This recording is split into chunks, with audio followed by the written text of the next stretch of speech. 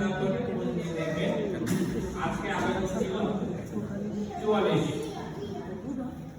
44টা আবেদনে করেছে এবং আগামী দিন ক্যাম্পেইন হবে, ক্যাম্প চলবে, সেখানে আরো বেশি আবেদন আসবে বলে আপনারা এখানে চাচ্ছেন। একজন অনেক পয়সা আছে কিন্তু উনি চাচ্ছেন যে এখানে অবশ্যই ওনার জানি উনি চেয়েছেন সবার আমার যদি আপনাদের কাছ থেকে কোনো আবেদন পাই যে এইখানে 30 জন 40 জন পাসপোর্টের আবেদন করতে চান, এখন ই পাসপোর্ট যেহেতু নতুন আমরা কেউ চাইলে ই পাসপোর্টের জন্য আবেদন করতে পারেন। সেক্ষেত্রে আমাদের কাছে একটা লিস্ট পাঠিয়ে দিতে হবে যে আমরা এখানে 30-40 জন আবেদনকারী আছি, আমাদের কাছে ক্যাম্প পাঠানো হোক। সেক্ষেত্রে আমরা আপনাদের সাথে কথা বলে সময় সুযোগ মতো কোনো একটি উইকেন্ড, অবশ্যই উইকেন্ডে আসবেন, আমরা উইকেন্ডে আসলে আপনাদের সুযোগ সুবিধা হবে। এই জন্য উইকেন্ডে আসবো, এসে আমরা আপনাদের বাড়িতেই কম্পিউটার সার্ভিস দিয়ে যাবো, পাসপোর্টের অ্যাপ্লিকেশন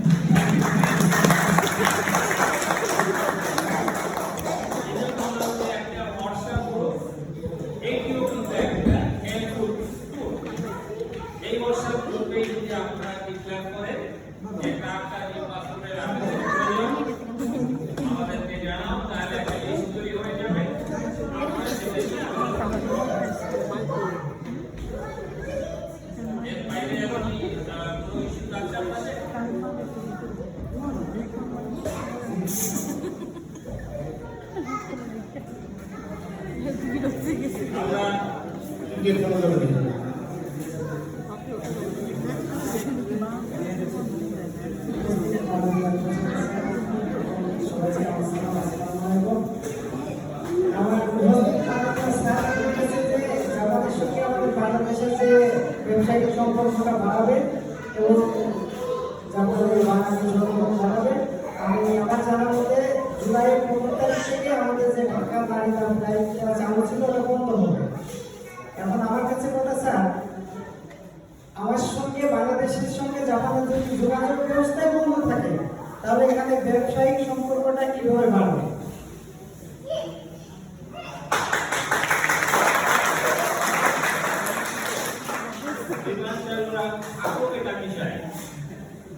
বিমান বন্ধ হচ্ছে, আমি এই বিমান চালু রাখার জন্য আমি আপনার জানেন যে গত মাসের শেষে আমাদের মাননীয় ওনার উপদেষ্টা এসেছিলেন, আমার সাথে হয়েছিল, ওনার সঙ্গে এক গাড়িতে বিভিন্ন আমি এয়ারপোর্ট থেকে ওনাকে রিসিভ করে গাড়ি করে প্রথম যে আবেদনটা করেছি সেটা হচ্ছে যে কিন্তু বিমান চলে যাচ্ছে, এখন পর্যন্ত সেখানে হয়নি যে থাকে, তার মানে এটার পিছনে কিছু কারণ আছে। কারণ হচ্ছে যে বিমানের এয়ারক্রাফট কন্ট্যাক্টিং এয়ারক্রাফট নাই, বিমানে শুরুর দিকে খুব বেশি সাড়া পাওয়া যায়নি। আমরাও কারণে সবাই বিমান ব্যবহার করেনি, এখন সবাই বলছে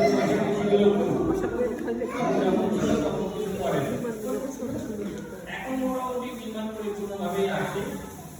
একই সাথে আপনার সঙ্গে খুশি হবেন যে আমি আসার পরে করে হোক বা চেষ্টা করে হোক সবজি, বাংলাদেশি সবজি কিন্তু বাংলাদেশ থেকে এক্সপোর্ট হয়ে এখানে আসে, সেটা শুরু হয়েছিল, সেটা বিমানের কারণে হয়েছিল।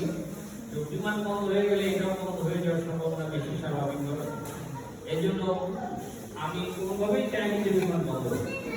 আমি যে লেভেলের কথা বলা দরকার সবসময় আমি বলে, কিন্তু বিমান পরিপূর্ণ সরকারি ব্যবস্থা হওয়া, এই সমস্যা তাদের বিজনেস লস হলে তারা তো লস কি প্রতি মাসে লস কি বিমান চালু রাখতে পারবে। তার মানে এই বিমান আসতে সময় আসবে, এয়ারক্রাফটের সমস্যার সমাধান হলে আমরা আশা করি যে আবার বিমান চালু হবে। ব্যবসা বাণিজ্য বিমান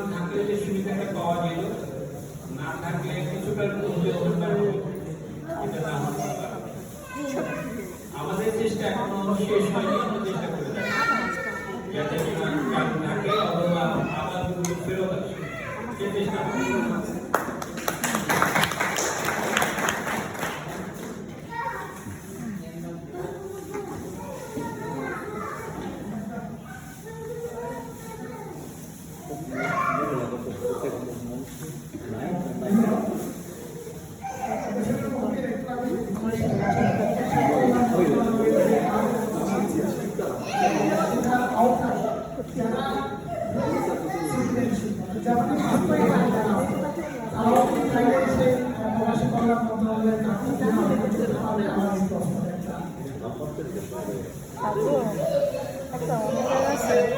এই ধারণাটা একটু চেঞ্জ করা দরকার। আমরা দেখতে পেলাম যে বাংলাদেশি পাসপোর্ট রাখলে বাংলাদেশি পাসপোর্ট রাখা যাবে না, এটা কঠোর নিয়ম নয়। কোনো কোনো দেশে আছে কোনোভাবেই দুটো পাসপোর্ট রাখা যায় না, কিন্তু জাপানে একটু রিল্যাক্স। বাংলাদেশি পাসপোর্ট রাখতে পারে।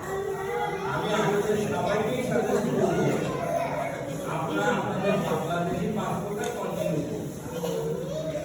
এইটা কোনো কঠিন কাজ নয়। এখন পাসপোর্ট এসে একবার পাসপোর্ট করলে আপনার 10 বছর, তো 10 বছরে একবার আপনার জীবনে হয়তো 3-4 বার, এমন কঠিন কাজ নয়। সুবিধা কি? এই যে কথাটা বললেন যে প্রবাসী প্রোগ্রামের কাজ, এটা কিন্তু বাংলাদেশি পাসপোর্ট। আপনার যখন কোনো প্রয়োজন হয়, আপনি অনেক পয়সার মালিক হয়ে যাচ্ছেন, কিছু একটা অংশ বাংলাদেশে ইনভেস্ট করছেন অথবা বাড়ি করছেন, তখন কিন্তু আপনার এই বাংলাদেশি পাসপোর্ট থাকলে সহজ হয়। এখন আপনি বাড়িতে বিক্রি করতে চান, টাকা প্রয়োজন হচ্ছে, অথবা ছেলে মেয়ে আর কোনদিন যাবে না, ওদেরকে লাগবে, বিক্রি করতে চান, অথবা ভাই বোনের সম্পত্তি ঝামেলা হচ্ছে, অথবা বাবা মারা গেছে, বড় একটা দরকার, সেক্ষেত্রে কিন্তু আমরা বাংলাদেশি পাসপোর্ট, মানে বাংলাদেশি পাসপোর্টটা আমি সবাই এইটার যে সুবিধা আছে, জাপানি পাসপোর্ট থেকে দেশে যাওয়ার জন্য আমরা দেশে করে দিয়ে দিই,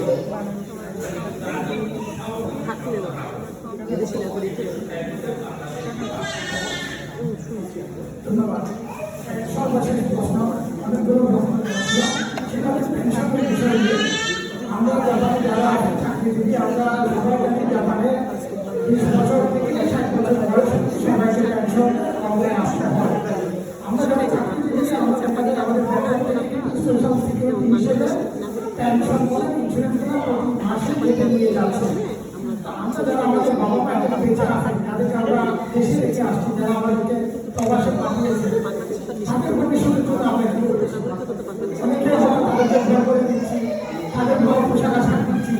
আমরা কি কখনো চিন্তা করেছি যে আমাদের বাবা মা যদি বয়স না থাকি, 60 বছর পরে বাকি সময়টা কাটার জন্য ওনার যে পেনশনের দরকার হতে পারে, সেই কন্ট্রিবিউশনটাকে আমরা জাপানে থেকে আমাদের বাবা মা যারা বেঁচে আছে তাদের জন্য আমরা পেনশন সেবাটা এখান থেকে চালু করতে পারি, বা পেনশন কি তাদের জন্য আমরা প্রতি মাসে যে জমা দিতে পারি, বা আমাদের ভবিষ্যতের জন্য আমাদের বাংলাদেশেও কি পেনশন দিতে পারি? পেনশনের বিষয়টাকে আমরা সরকার একটি পেনশন স্কিম চালু করেছে, তার ক্ষেত্রে প্রবাসীদের জন্য আলাদা স্কিম আছে, তার একটা অংশ স্কিম আছে পেনশন স্কিম, তার মধ্যে প্রবাসীদের জন্য আলাদা একটা স্কিম। আমরা চাইলে এই প্রবাসী স্কিমে মেম্বার হয়ে এখান থেকে আপনার নিজের জন্য, আপনার পরিবারের জন্য, চাইলে আপনার বাবা মার জন্য আপনার যুক্ত হয়ে মাসে মাসে পেনশনের টাকা জমা দিতে পারবেন। এই বছর পূর্ণ হবে, এবং বয়স 60, এটা পূর্ণ হলে তখন পেনশন পাওয়া শুরু। এখনো যারা মনে করেন যে আমার দায়িত্ব আছে, বাবা মা অবশ্যই থাকা উচিত, যারা এখনই পেনশন স্কিমে যুক্ত হয়ে মাসে মাসে টাকা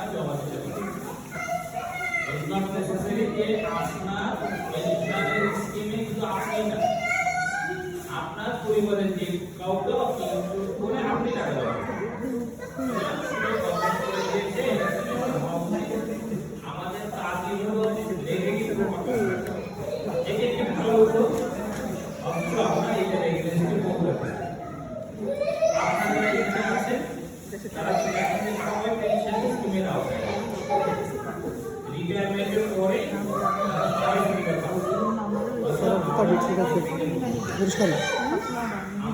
আমরা বিশ্বাস না করে আমরা মনে করি যে এইখানে আমাদের সবারই মেম্বার হওয়া উচিত এবং বিশেষ করে বাবা মা থাকে বা যদি আমার কোনো ভাই বোন থাকে যাকে সহযোগিতা করা দরকার আমরা যদি ফ্যামিলি দেশে থাকে তার ফ্যামিলির জন্য এখনই করা যায় নিজের জন্য করার জন্য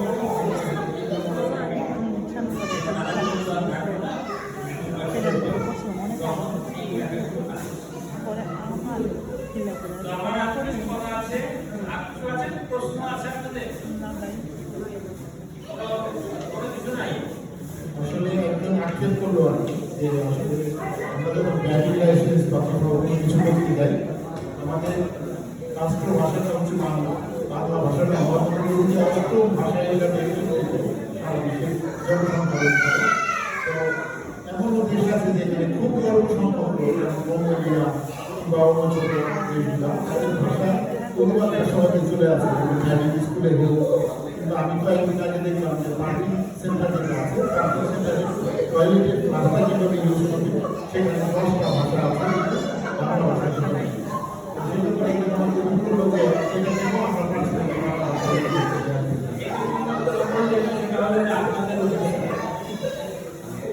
আমি দীর্ঘদিন এখানে ছিলাম, আগে ছিলাম ছিলাম তখন যে পরিমাণ লোক ছিল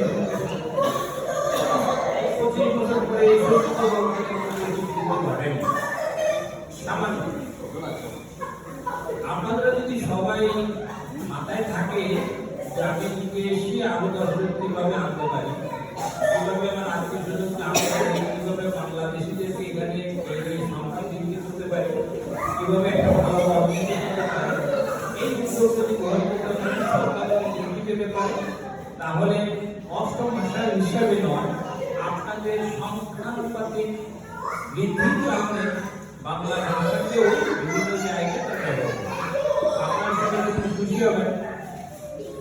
এখন এখানে যে পুলিশ আছে তারা আমাদের কাছে এসে দেখা করে গেছে এবং আমাদের কাছে একটা লিফলেট দিয়ে গেছে যেটি কিভাবে এখানে বসবাস করতে হবে, আইন শৃঙ্খলা কিভাবে মানতে হবে সেটি বাংলা ভাষা মধ্যে তারা বাংলা ভাষা ব্যবহার শুরু করেছে যাতে আপনারা বাংলাদেশিরা সহজ বুঝতে পারেন করতে পারেন।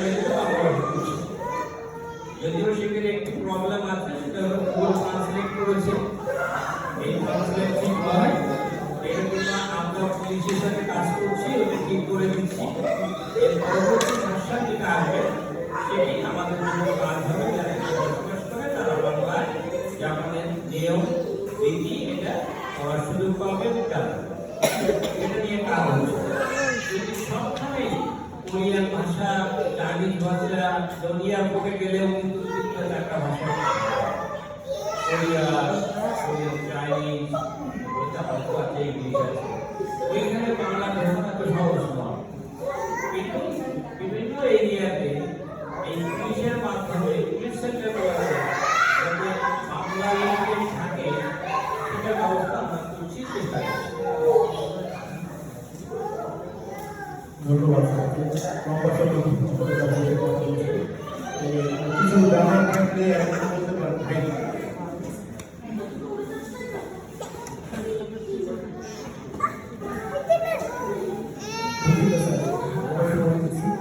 প্রথমে একটা কথা বলতে ভুলে গেছিলাম, আজকে সুন্দর আপনাকে আমাকে খুবই আনন্দিত এবং আপনার সাথে পরিচিত হতে পেরে আমি ব্যক্তিগতভাবে ধন্যবাদ আপনার কাছে।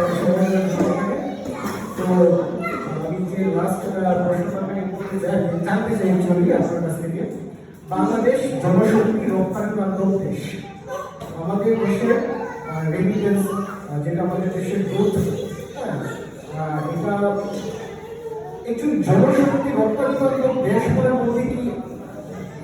দেশের সাথে সরাসরি বিমান যোগাযোগ থাকাটি মৌলিক চাহিদা করতে পারে না। যেহেতু বাংলাদেশের জনশক্তি রপ্তানি মাত্র দেশ, আমাদের দেশের বড় একটা অর্থই আমাদের খরচটাই আসে জিডিপির বড় একটা উৎস হলো আমাদের রেমিটেন্স। জাপানে এখন আস্তে আস্তে আজ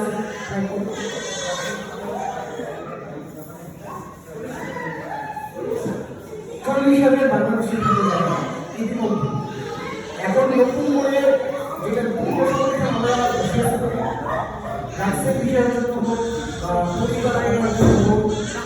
আর সাইকেল একটা কথা বললেন যে আপনি বাংলাদেশের আপনার পরিবার বাবা মা অথবা আত্মীয় স্বজন ওদেরকে নিয়ে আসেন, জনসংখ্যা বাড়ায়, বাংলা ভাষাটাই ধীরে ধীরে জাপানিজদের মধ্যে চলে আসবে বা এইগুলির জন্য প্রয়োজন স্যার বিমা। এখন আমি যদি পরিবারের একজন সিনিয়র পার্সনকে নিতে নিয়ে আসতে চাই জাপানে, একটা স্টুডেন্ট 5 মাস 6 মাস জাপানি শিখে তারপর আসে, অথবা তাদের একটা এডুকেশনাল ব্যাকগ্রাউন্ড থাকে যে সে ইন্টারমিডিয়েট পড়াশোনা করছে অথবা গ্রাজুয়েশন কমপ্লিট করছে। আমার বাবা মা বা সবাই বাবা গ্রাজুয়েশন কমপ্লিট করছে বিষয়টা থাকে, ওরা অনেক ইংরেজি বুঝে না। এখন আমি যদি ট্রানজিটে কোনো দেশ ঘুরে নিয়ে আসাটা অনেক ঝামেলা হয়, ইভেন আমি নিজেও ঝামেলায় পড়ে যাই যে আমি জায়গা দিয়েছি, আমি ওরা ইংরেজি বুঝে না, আমি জাপানি বুঝি বাংলা বুঝি, এরকম সমস্যা ফেস করতে হবে। তো জনশক্তিটা আমার দেশ হতে হলে আমাদের বিমানটা প্রয়োজন ছিল। প্লিজ আপনাকে বিমান নিয়ে আমরা বলেছি যে আমরা কি করেছি করতে, আপনারা যারা এসে পুরো তারা কি বিমান করেছিলেন অধিকাংশই না। বিমান চালু হচ্ছে দ্বিতীয়বার, বিমান ছিল আমাদের আশাকে মনে আছে, আমিও মনে করি বিমান থাকা উচিত, কিন্তু তার মানে এই নয় যে বিমান না থাকলে আমরা সকলে মনে করি আমাদের কাজগুলো হবে। আপনি বলছেন যে জনশক্তি রপ্তানি কারণ এই শাখা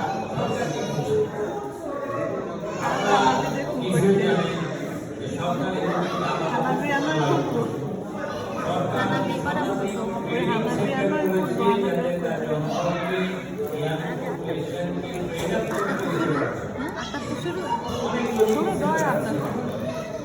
আমরা কি করছি এখানে, আমরা অনেক প্রস্তুতি করেছি হিউম্যান রিসোর্সের যাতে জাপানিদের সাথে আমরা বোঝাতে পারি যে বাংলাদেশ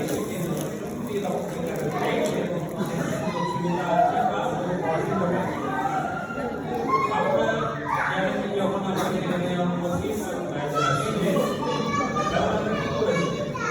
একটা হিউম্যান রিসোর্সের করেছি ইন্টারনেট অফ ডিপার্টমেন্ট, এটা কি বলতে করেছে আমরাই প্রথম করেছি, কারণ আমরা বুঝতে পেরেছি যে এখানে সুযোগ আছে। আমরা কি করেছি সাইন করেছি কি কোম্পানির সাথে অতামি গ্রুপ, আপনার নিশ্চয়ই হয়তো অনেকেই নাম জানেন, এটা একটু বড় গ্রুপ। ইতিমধ্যে তাদেরকে আমরা ট্রেনিং সেন্টার দিয়েছি, তারা এটা ইমপ্রুভ করছে, ওখানে শিল্পী তারা ল্যাঙ্গুয়েজ কোর্স এবং ট্রেনিং দুটাই তারা চালু করছে।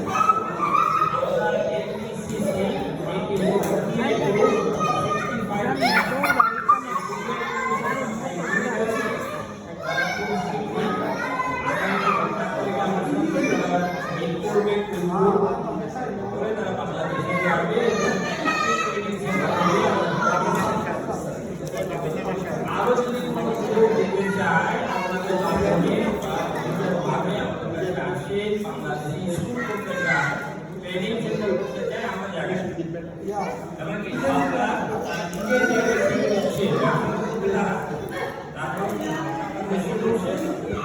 সরকার ইতিমধ্যে শুধুমাত্র জাপানকে দেখার জন্য একটা আলাদা ডেস্ক করেছে, যেখানে কাজগুলোকে নিয়োগ দিয়েছে এবং আরো দুজনকে করেছে ভবিষ্যৎ আরো তারপর আপনি বুঝলেন যে বাংলাদেশ সরকার জাপানের ম্যানপাওয়ার পাঠানোর জন্য কত গুরুত্ব দিচ্ছে।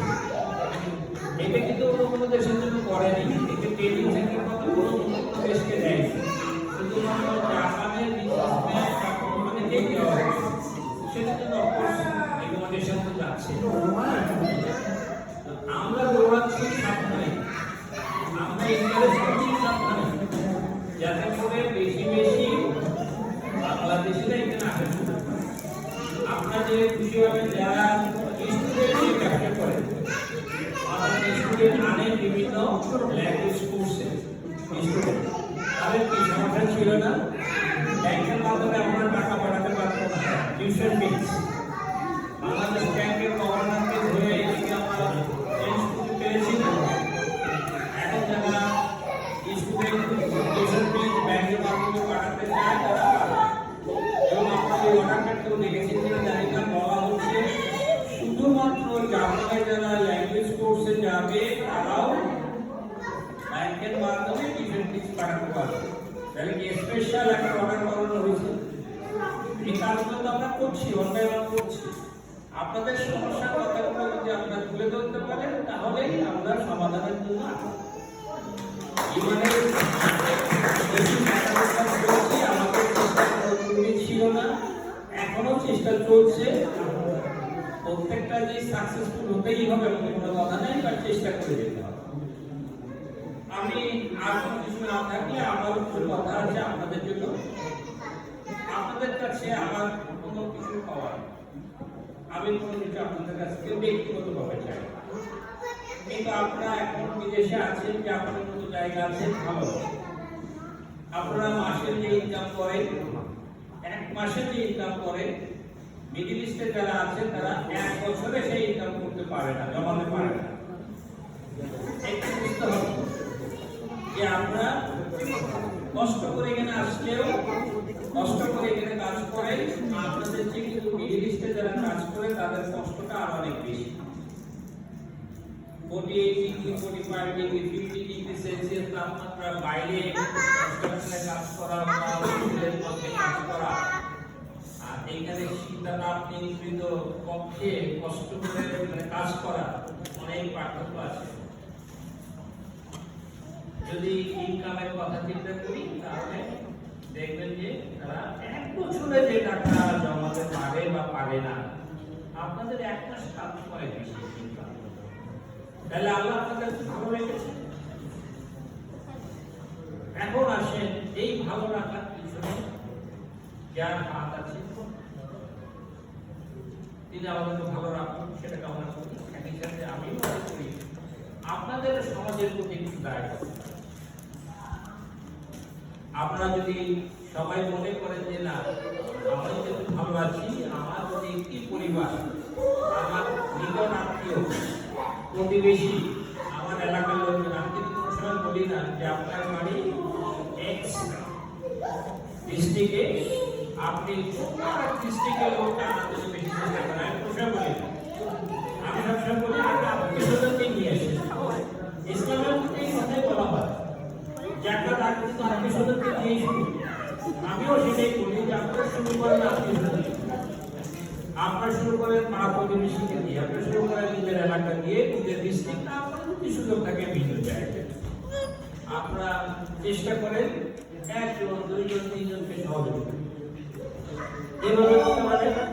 মনে করেন যে এখানে একটা কোর্সে পড়তে আসতে চায় কিন্তু তার পরিবারের ওই সামর্থ্য নাই, আপনার পয়সা আছে, আপনার মনে করেন যে আমি একজনকে টাকাটা দিতে চাই, তাকে কমিশন দিবে, তোকে টাকা দিলাম কিন্তু তুই টাকাগুলো ইনকাম করে ফেরত হবে। কেন এটা বললাম?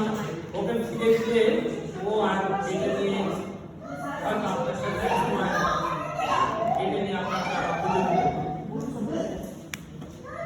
আমি মনে করি যে লোন নেন, ইন্টারেস্ট ফ্রি লোন। আপনি ওর কাছ থেকে যখন টাকাটা ফেরত পাচ্ছেন ওই টাকাটা ফেরত দিতে, তাহলে কি মাল্টিপ্লাই হচ্ছে। সবাই যদি এই কাজটা আমরা করতে পারি তাহলে এক সময় দেখা যাবে যে আমাদের সংখ্যা দিন দিন বৃদ্ধি পাচ্ছে। আজকে অনেকেই আছে তারা স্টুডেন্ট হিসেবে আসতে চায় কিন্তু আসলে তাদের ওই সুযোগ নাই, পয়সার অভাব আছে। কেউ হয়তো লোন করে আসছে, কেউ হয়তো জমি বিক্রি করছে, কারো হয়তো জমি নাই। যার জমি নেই তারা ব্যাংক থেকে লোনও দিচ্ছে না, ইচ্ছা আছে খাচ্ছে না। এই কাজটা যদি আপনারা করতে পারেন, যদি 10% করতে পারেন তাহলে দেখবেন যে বাংলাদেশে জাপানে বাংলাদেশের সঙ্গে অনেক আপনারা যারা আত্মীয়-স্বজন আছেন, যাদের এখানে আসার সুযোগ নেই, পরিবার অসহায় আছে, সম্ভব হলে তাদেরকে সহযোগিতা করেন। নিশ্চয়ই করেন, তারপরেও আমি মনে করি আমার বলা প্রয়োজন, তাই সহযোগিতা। দ্বিতীয়ত হলো, আমরা সবসময় বলি যে প্রবাসীরা বাংলাদেশিদের জন্য, বাংলাদেশের সরকারের জন্য অ্যাসেট। কেন? প্রবাসীরা রেমিটেন্স পাঠায়, এই জন্যই কিন্তু সরকার তার ফাইন্যান্সিয়াল বিদেশের পেমেন্টগুলো, ডলারে যেগুলো পেমেন্ট করতে হয়, বাংলাদেশে যে ইম্পোর্ট করতে হয় সেগুলো ডলার পেমেন্ট করতে হয়, এই পেমেন্টগুলো সহজে করতে পারে। আপনারা রেমিটেন্স পাঠান বিদায় বলে আমাদের রিজার্ভের টাকা দিন দিন বৃদ্ধি পাচ্ছে। আপনারা আগে যে পরিমাণ রেমিটেন্স পাঠাতেন, এখন আরো অনেক বেশি বৃদ্ধি হয়েছে। আগে 2 মিলিয়ন, এখন 3 বিলিয়ন ক্রস করেছে। আমরা আপনাদেরকে আহ্বান জানাবো আপনারা যে রেমিটেন্স পাঠান সেটি বৈধভাবে হুন্ডি করার কোনো দরকার নেই, যদিও হুন্ডি এখন অনেক কমে গেছে। বৈধভাবে পাঠালে সরকার ব্যাংক চ্যানেল পাঠানোর কারণেও কিন্তু সরকার আপনাদেরকে পুনরুদ্ধার দিচ্ছে, 2.5% যোগ করে দিচ্ছে। হুন্ডি করে পাঠালে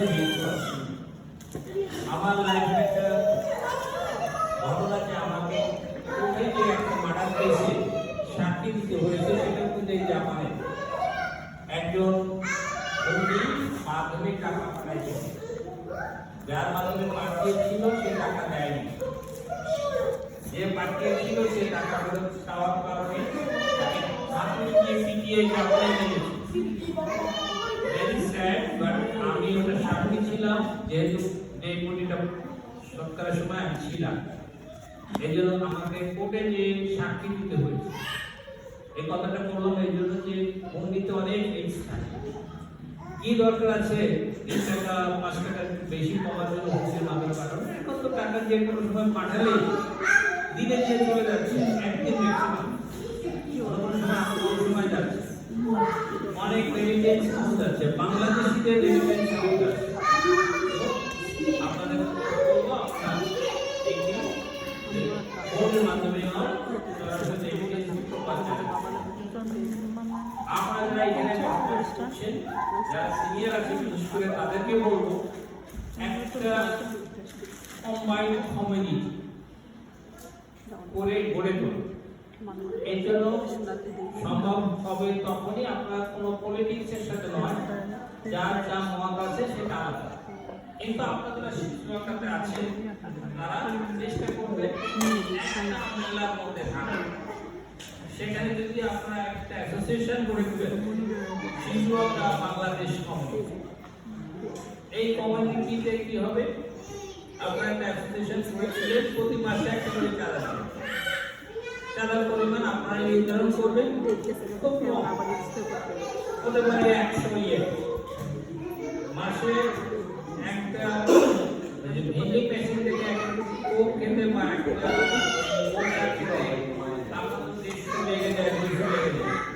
আপনি যদি মাসে একটা কম দিয়ে যদি 200 ইয়ে চাঁদা দেন, আপনার এখানে 600 মেম্বার আছেন, এই 600 ইনটু 100 বা 200 যদি এটা যোগ করা হয়, এই টাকাটা উঠবে।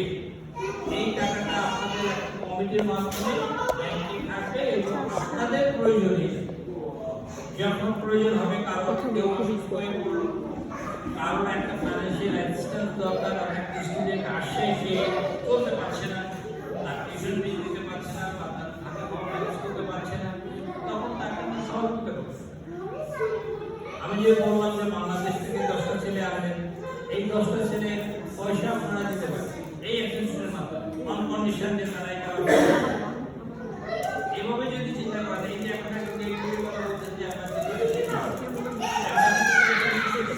কিন্তু আমাদের তো এই প্রত্যেকটা কেসে সবার আছে যে বলতে হবে না যে এটা দাও ওইটা দাও, তখন তো আপনারা এই অ্যাসোসিয়েশন মাধ্যমে করতে পারেন। এই বিষয়টা আপনারা যারা সিনিয়র আছেন তারা একটু চিন্তা করে দেখবেন যে সবাইকে একত্রিত করে এই ধরনের একটা অ্যাসোসিয়েশন করা যায়। আপনারা যদি এখানে স্টার্ট করেন, আরেকটা ফ্রি স্টার্ট, এইভাবে দেখা যাবে যে তখন একটা পুরো জাপান মিলে একটা বাংলাদেশ অ্যাসোসিয়েশন তৈরি হয়েছে। এটা শুরু করতে পারলাম কিনা আমি মনে হয় অনেক সময় নিয়ে ফেলা আপনাদের। আমরা শুনলাম, তাই না? আমরা বাঙালির কথা শুনতে অভ্যস্ত নাই। Gadekiler aşağı.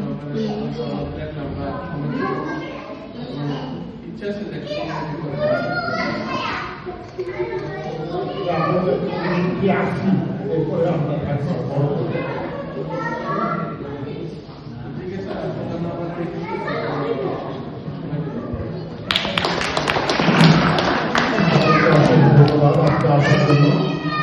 সবার আগে ক্ষমা চাই এই কারণে যে এবার আসলে সবার সাথে একসাথে হওয়ার ইচ্ছে ছিল না, কারণ আজকে স্যার চলে যাওয়ার ব্যাপার ছিল। যে কারণেই হোক তার ভাবনা আরেকটা দিন থাকি। তো আমি অনেককেই ফোন করে সরাসরি বলতে পারি না, আমি হয়তো রাগ করে আছি যে আমাকে ফোন করে বলে নাই, আমাকে তো ওরা ডাকলো না। আমি সেই জন্য ক্ষমা চেয়ে গেছি, ভবিষ্যতে সেটা হবে না। আমাদের সাথে দেখা করার জন্য একদিন ছিল, তবে ভবিষ্যতে হবে না। আমরা আগে থেকে বলবো এবং সবাইকে থাকার জন্য অনুরোধ করবো।